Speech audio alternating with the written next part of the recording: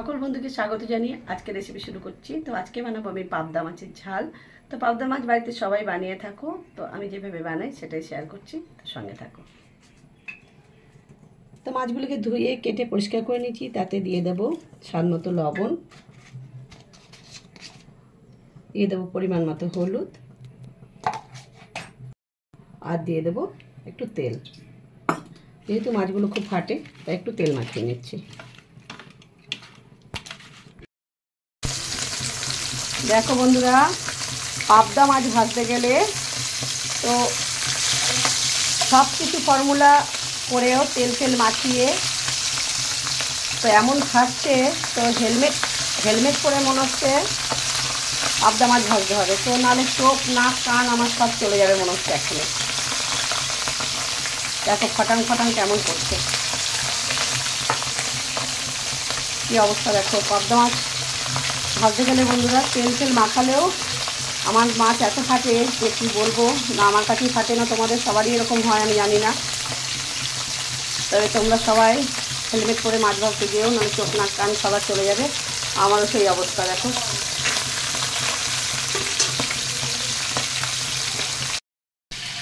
তা দেখো বন্ধুরা, মাছগুলি সমস্ত ভেজে নিয়েছি।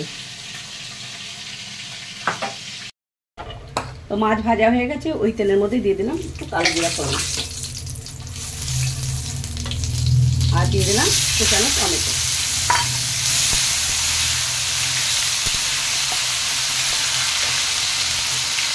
দিয়ে দেবো স্বাদ মতো লবণ,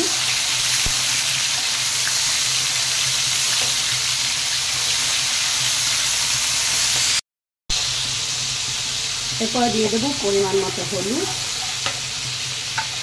আর দিয়ে দেবো 1 চামচ জিরে আর লঙ্কা বাটা।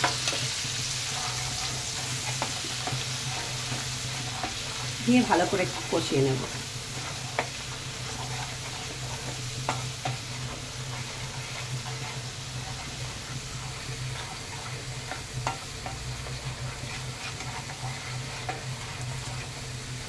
মশলাটা খুব ভালো করে কষিয়ে নিয়েছি, এখন গ্রেভির জন্য একটু জল দিয়ে দেবো।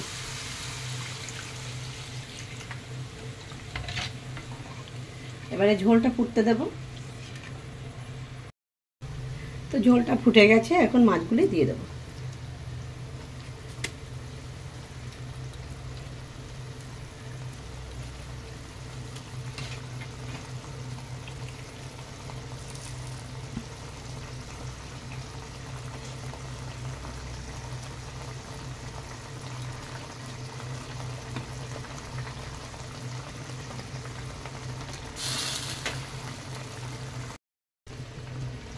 তো মাছটাকে 5 মিনিট ফুটিয়ে নিয়েছি, এখন সর্ষে পোস্ত বাটাটা দিয়ে দিচ্ছি।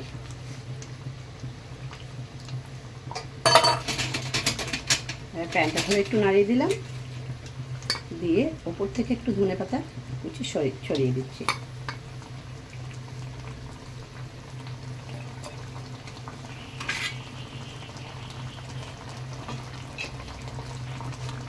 তো 2 মিনিট ফুটিয়ে গ্যাসটা অফ করে রেখে দেবো, আর ঢাকা দিয়ে একটু রেস্টে রেখে দেবো। তো দেখো বন্ধুরা, পাবদা মাছের ঝাল অনেকক্ষণ রেস্টে ছিল, তো দেখতে কত সুন্দর হয়েছে দেখো, খেতে হয়েছে সেই টেস্টি। তো আমার এই পাবদা মাছের রেসিপিটা ভালো লাগলে আমাকে লাইক করতে ভুলো না, কমেন্ট করে জানিও। আর নতুন বন্ধু হয়ে থাকলে আমার চ্যানেলটিকে সাবস্ক্রাইব করে আমার পাশে থাকার অনুরোধ রইল। আর ফেসবুক থেকে দেখলে আমার পেজটিকে ফলো করে দেওয়ার অনুরোধ রইল। তো বন্ধুরা, ভিডিওটি এখানেই শেষ করছি। ভিডিওটি দেখার জন্য ধন্যবাদ।